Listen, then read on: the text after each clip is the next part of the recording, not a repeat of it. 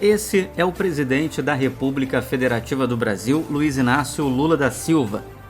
E ele concedeu uma entrevista exclusiva à CNN americana, que foi também reproduzida pela CNN Brasil, e que nós vamos reagir. É impressionante a habilidade política do Lula em tratar de temas sensíveis, como, por exemplo, a guerra da Ucrânia, além de outros temas. Vamos começar pela introdução da entrevista, a jornalista Amapur, E o Lula ali, ele já fala mais ou menos o que ele tem traçado de expectativa do governo dele no seu terceiro mandato. Vamos então começar a assistir a entrevista do atual presidente da República, Luiz Inácio Lula da Silva, à CNN nos Estados Unidos. Vamos acompanhar. O presidente Biden foi um dos primeiros líderes mundiais a parabenizá-lo por sua vitória nas eleições e a condenar o levante de 8 de janeiro. Vocês têm muito em comum em proteger a democracia. Esse será o principal tema do encontro de vocês aqui? Defender a democracia é uma obrigação de todos os democratas do mundo. Eu jamais imaginei que pudesse acontecer nos Estados Unidos da América do Norte a invasão do Capitólio. Como jamais imaginei que no Brasil, depois de uma eleição democrática, pudesse haver uma invasão no Congresso, na Suprema Corte e no Palácio Presidencial. Isso significa que você tem solta no mundo uma extrema-direita raivosa, uma extrema-direita muito nervosa, que utiliza fake news como se fosse um instrumento de fazer política, de conversar com as pessoas. E nós precisamos destruir, essa narrativa que eles utilizam contra os democratas. Aliás, ontem, eu quero dar os parabéns ao presidente Biden pelo seu discurso que ele fez no Congresso Nacional, que foi um discurso muito interessante. Era como se ele estivesse falando no Brasil, porque no Brasil acontece a mesma coisa que está acontecendo aqui. O seu oponente, Jair Bolsonaro, o ex-presidente que perdeu as eleições, está aqui nos Estados Unidos. Ele pediu um visto de 6 meses, mas ele já tem sido investigado pela Corte Suprema por supostas violações após a sua posse. Bom, é importante aqui destacar que a jornalista ela faz essa pergunta sobre o Bolsonaro e esse visto que ele pediu lá para permanecer como turista nos Estados Unidos. E eu não sei se é nesse momento da entrevista, eu falo isso porque eu já vi a entrevista, ele trata do assunto com extremo cuidado. Por quê? Porque o ex-presidente Jair Bolsonaro, ele não pode ter, na minha avaliação, uma desculpa de que está sendo perseguido político ou que teve ali os seus direitos de defesa de forma arbitrária negados. Então, e também que não haja uma interferência política. O Lula não quer que o Bolsonaro alegue que há uma interferência política sobre o caso jurídico dele. Isso tem que ser decidido pela justiça brasileira e pela defesa do ex-presidente. Isso está muito claro. E o Lula é extremamente cuidadoso nesse ponto, de não buscar uma interferência, também de não buscar uma pressão sobre o governo americano, se o Bolsonaro fica ou não no país, nos Estados Unidos. O Lula não quer esse tipo de ajuda. O Lula quer que o processo do Bolsonaro corra dentro da normalidade, da legalidade, com o direito de ampla defesa, protagonizados evidentemente pela equipe de defesa do ex-presidente, e isso fica muito claro nessa entrevista aqui. Você acha que ele deveria ser autorizado a ficar nos Estados Unidos? O senhor falaria disso com o presidente Biden? Ele já tem praticamente 12 processos lá no Brasil e vai ter mais processos. Eu acho que em algum momento ele vai ser condenado em alguma corte internacional sobre a questão do genocídio por conta da Covid, porque metade das pessoas que morreram é por conta da irresponsabilidade do governo, e também ele poderá ser punido pelo genocídio contra os índios Yanomamis.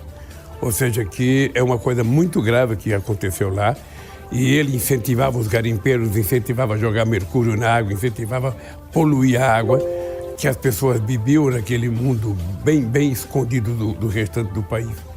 Então eu acho que em algum momento ele vai ser condenado, Ele, na verdade, nem ficou lá para me dar posse, ele fugiu do Brasil 3 dias antes, ainda fugiu no avião presidencial e veio se esconder aqui na casa de um amigo dele.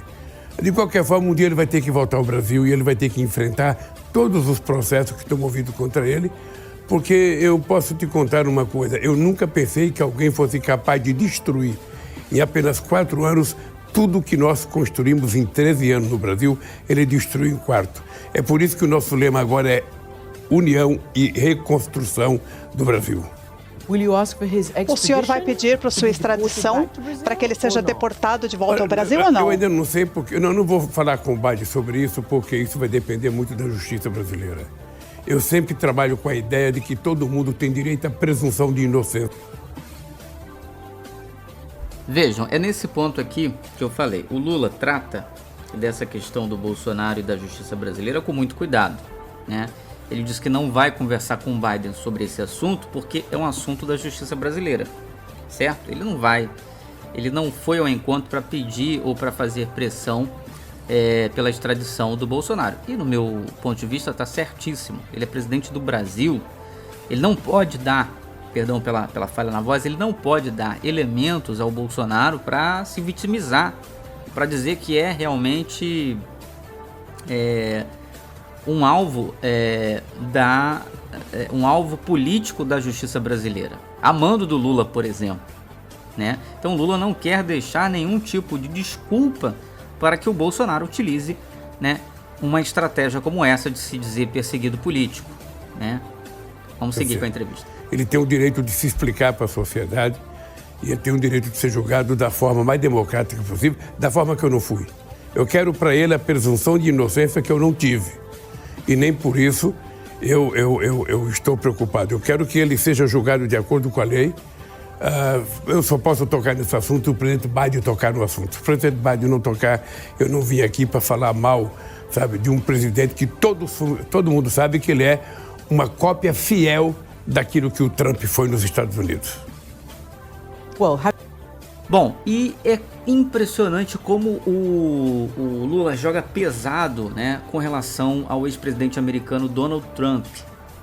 Eu acho até arriscado, né, a forma com que ele joga pesado, porque a gente, tudo bem, o Trump está com problemas lá nos Estados Unidos, muito provavelmente aí pode ficar fora da disputa eleitoral por conta de problemas, né, judiciais lá e tal, mas há uma possibilidade, mesmo que seja remota, de ele conseguir ultrapassar todas essas barreiras. E os Estados Unidos também estão divididos como os eleitores brasileiros, né, entre um polo político e outro. Isso é muito problemático. Eu acho que o Lula deveria ter um pouco mais de tato para cuidar dessa questão do Trump. Tudo bem que o Trump é realmente um aliado de primeira hora do Bolsonaro e do bolsonarismo, mas hoje o Lula é presidente do Brasil e a gente tem que ter cuidado. Quem será o presidente americano daqui a algum tempo? Isso precisa estar bem claro na estratégia do Lula, na minha opinião. Vamos continuar aqui com a entrevista na CNN americana do Lula. Bom, tendo dito isso, obviamente, o 6 de janeiro aqui foi bastante traumático nesse país. Cientistas políticos notaram que no Brasil, depois do 8 de janeiro, as suas instituições, o governo, a mídia, a opinião pública, a Suprema Corte, foram rápidos em se unir em oposição ao evento de 8 de janeiro em seu país. Muito mais rápido do que o espaço público aqui nos Estados Unidos.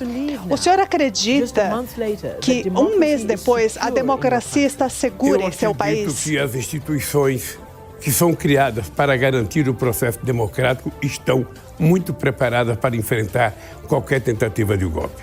Porque o que houve no Brasil foi uma tentativa de golpe organizada possivelmente para que acontecesse no dia 1º de janeiro, no dia da minha posse.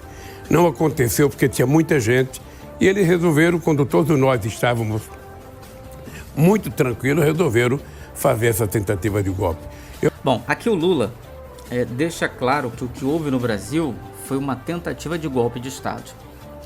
E é impressionante como a jornalista americana, ela reconhece que, no caso do Brasil, a reação por parte das instituições, dos políticos, né, da opinião pública brasileira foi muito rápida e ela foi uma reação em cadeia, né? Se deu de uma forma unida entre diversos atores políticos, por exemplo, que pensam diferentes, né, em campos econômicos, em campos políticos, sociais, enfim, da própria opinião pública brasileira, de condenar os ataques e de se unir para que o Brasil não passasse por um golpe de Estado. Então, a jornalista aqui reconhece que houve uma rapidez e uma união muito maior que lá nos Estados Unidos. É o que ela mesma fala ali num ponto que foi anterior à entrevista. Vamos continuar acompanhando aqui a fala do Lula. Eu posso garantir que as instituições brasileiras estão comprometidas com o processo democrático. O Congresso Nacional, a Presidência da República e o Poder Legislativo e o Poder Judiciário estão totalmente irmanados para que a gente possa garantir a democracia. A igreja, os movimentos sindicais, a sociedade como um todo, sabe, não quer que a democracia seja desmantelada, seja quebrada. Então eu estou confiante que nós vamos seguir em frente no processo de reconstrução do Brasil, inclusive na reconstrução da nossa boa aliança com os Estados Unidos. A democracia também depende das forças de segurança. E um número alarmante dos membros dessas forças pareciam estar em conluio com os manifestantes do 8 de janeiro, tirando selfies com a escolta da polícia ao invés de pará-los.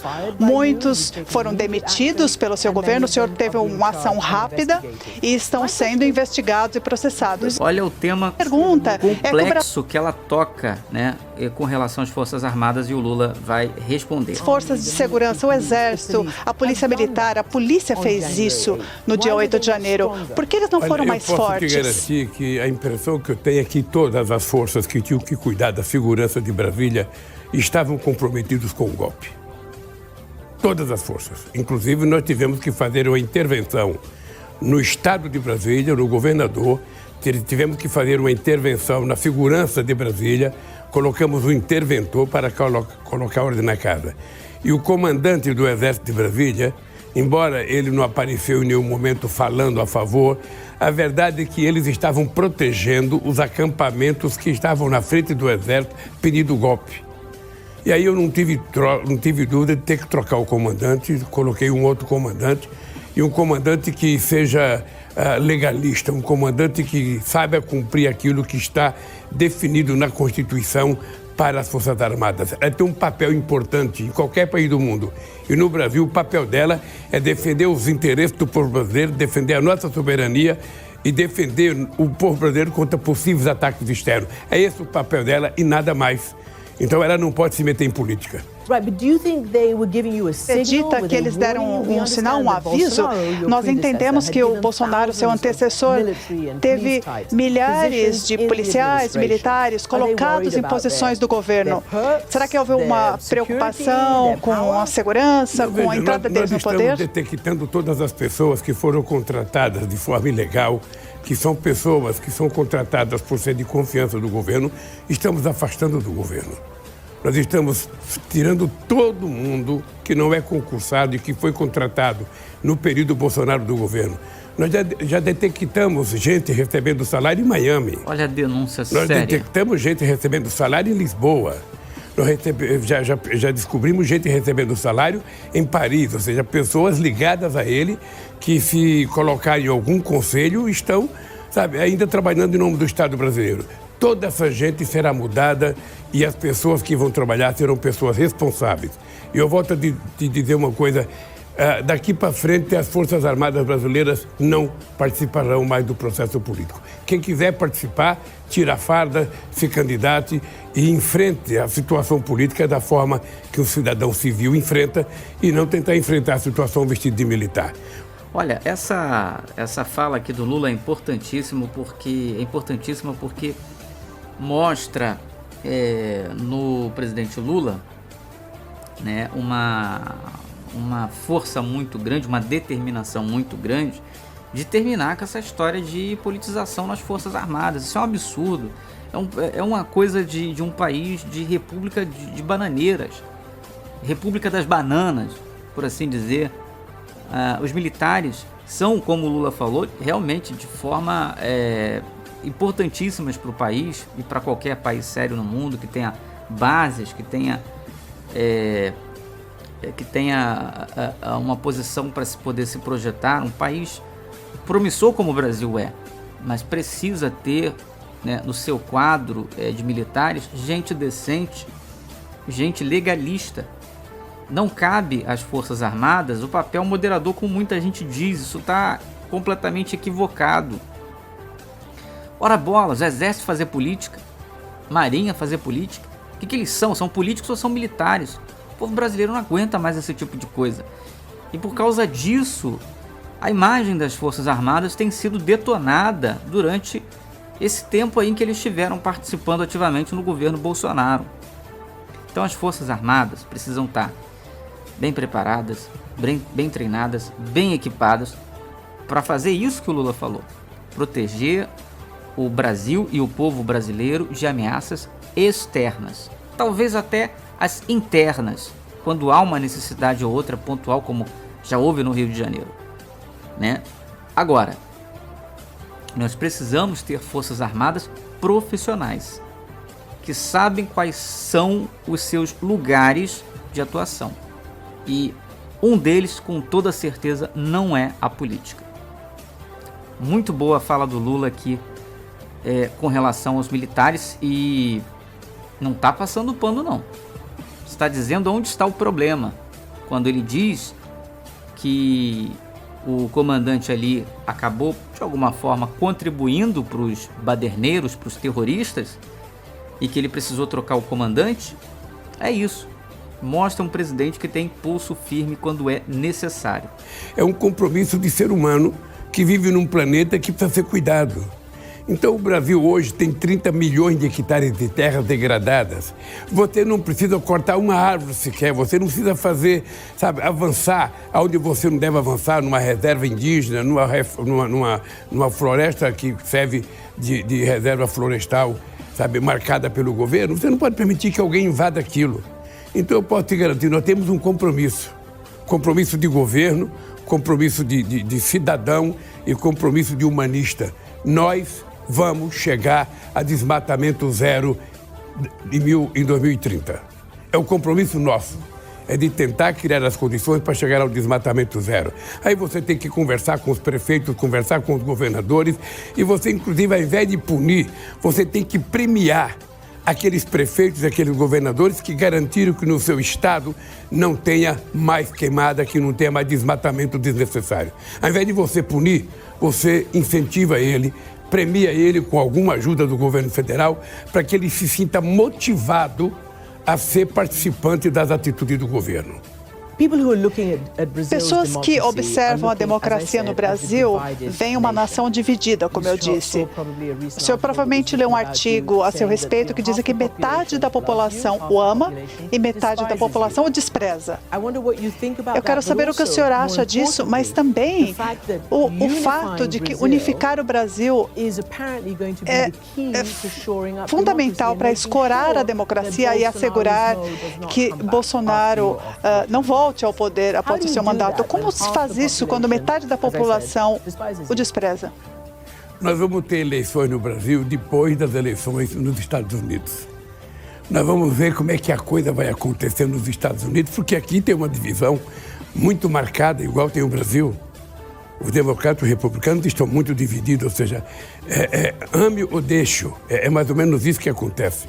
Ou seja, no Brasil, nós somos um país mais pacificado. O brasileiro, na sua índole, ele gosta de ser feliz, ele gosta de música, ele gosta de futebol, ele gosta de carnaval. Ele não é um povo que tem a cultura, de odiar. O que aconteceu é que nós tivemos uma indústria de fake news que nós não conseguimos combater em igualdade de condições. E eu estou convencido que nem todo mundo que votou no Bolsonaro é bolsonarista. Eu estou convencido que um monte de gente que votou talvez não goste do PT por isso, talvez não goste do Lula. Mas veja, quando a gente ganha uma eleição, a gente tem que governar para todo mundo. Eu não quero saber se o prefeito de uma cidade, se o governador de um estado é bolsonarista. Eu quero saber se ele está interessado em ajudar a resolver os problemas do povo brasileiro. Se ele tiver, que venha. Veja, uma eleição sempre será dividida quando tem dois candidatos. Sempre ela é dividida na Alemanha, dividida na França. Você viu a eleição do Macron, também uma divisão aqui. A única coisa estranha que aconteceu foi o que aconteceu aqui no Capitólio. Porque jamais a gente imaginava que no país que simbolizava a democracia, alguém pudesse invadir o Capitólio ou alguém pudesse ser tão desumano como era o presidente Trump. E o Bolsonaro é uma cópia fiel. É uma cópia, ou seja, como se você colocasse numa máquina e tirasse uma fotocópia. É a mesma coisa, sabe? Não gosta de sindicato, não gosta de empresário, não gosta de trabalhador, não gosta de mulheres, não gosta de negros, não gosta de conversar com o empresário. Ou seja, é ele e as mentiras deles. É ele, sabe, e as fanfarras deles. Não gosta de falar com a imprensa, sabe? Então, nós mudamos isso, querida. Nós mudamos e eu acho que o Brasil, aos poucos, vai se encontrando e, aos poucos, a democracia vai prevalecer. Esse é o meu compromisso e eu espero que daqui 4 anos você possa fazer uma outra entrevista comigo, que você vai ver como o Brasil já vai estar democrático. E vou te dizer uma coisa. Bolsonaro não tem nenhuma chance de votar presidente da República. Olha, essa fala do Lula é cravada, uma das mais importantes que ele deu nessa entrevista. Ele diz que o Bolsonaro não tem a menor chance de voltar a ser presidente da República. E não é um palpite de um mero torcedor. É algo concreto. O Bolsonaro está cheio de problemas e muito provavelmente vai ficar, sim, inelegível perante a Justiça Eleitoral brasileira. E aqui o Lula está apenas falando de algo que caminha para coisas concretas, né, de acordo com o que se tem contra o Bolsonaro na Justiça Eleitoral brasileira. Simples assim. Agora vai depender da nossa capacidade de construir a narrativa correta do que ele representou para o Brasil. Porque essa extrema-direita está no mundo inteiro. Ela esteve nos Estados Unidos, ela está no Brasil, ela está na Espanha, ela esteve na França, ela está na Hungria, ela está na Alemanha. Ou seja, é uma extrema-direita organizada que, se a gente não tomar cuidado, é uma atitude nazista. É uma atitude negacionista que nós nunca tínhamos visto. Então, como eu gosto da democracia, e a democracia é a melhor forma de você exercer o poder, convivendo democraticamente na diversidade, eu vou conversar com o presidente Biden, porque nós temos que melhorar a nossa relação política, a nossa relação cultural, a nossa relação comercial.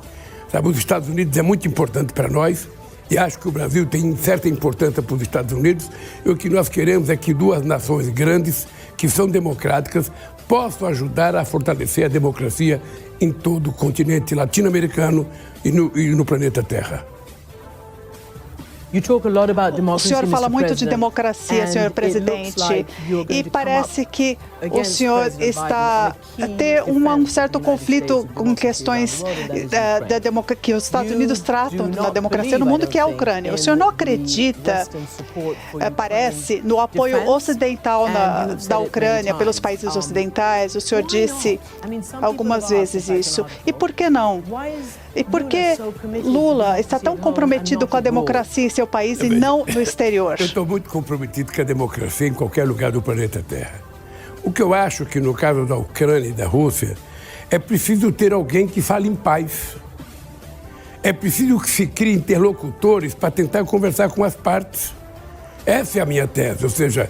Olha, a dificuldade aqui que a jornalista tenta lançar pro Lula, e é impressionante a forma como ele consegue, né, se sair muito bem, como é habilidoso o Lula, sem, ao mesmo tempo que concordar com o ataque da Rússia, né, na Ucrânia, mas ao mesmo tempo sem tomar partido lá na Ucrânia, né? Dando muito claramente que a opinião de que a Ucrânia tem o direito legítimo de se defender, isso é óbvio, né? Mas colocando a seguinte questão, não é questão de nós apoiarmos a democracia na Ucrânia ou não, é uma questão de nós lutarmos para alcançarmos a paz.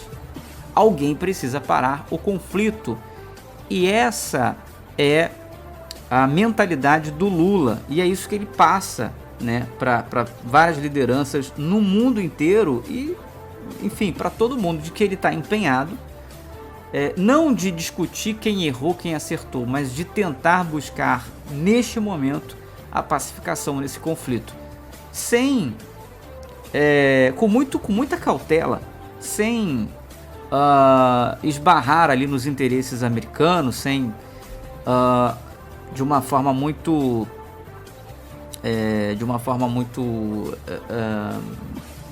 direta, né, contrariar os interesses americanos, mas deixando claro a sua posição de neutralidade, de que não apoia o ataque que a Rússia promoveu à invasão à Ucrânia, mas que também não vai se envolver nesse conflito de forma indireta, mandando munição, por exemplo, para a Ucrânia,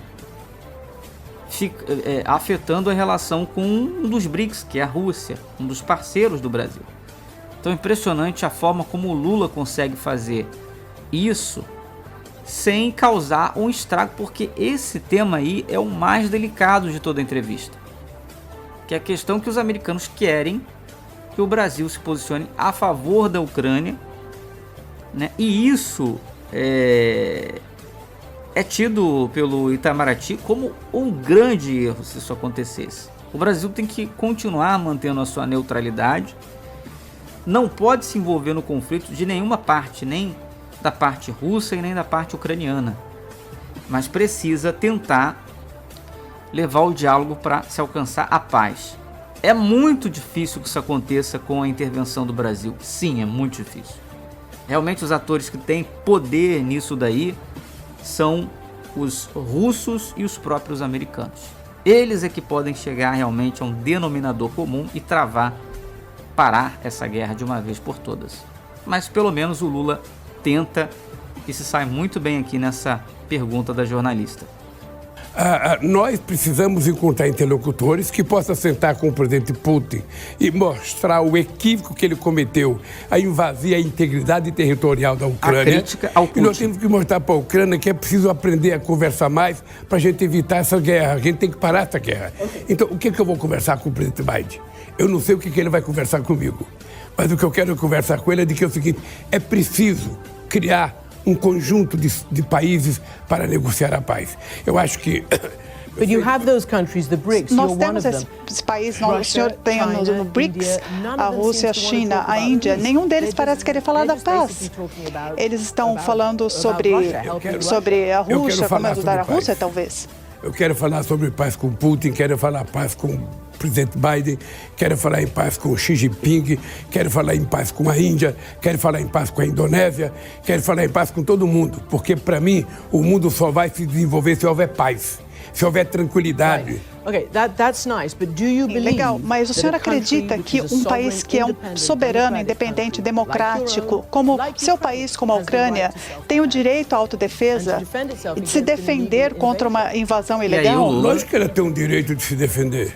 Reconhece que a Ucrânia tem direito de se defender, até porque a invasão foi um equívoco da Rússia. Mais uma vez, ela não poderia ter feito isso. Chama a invasão russa e afinal de contas ela faz parte do Conselho de Segurança Nacional.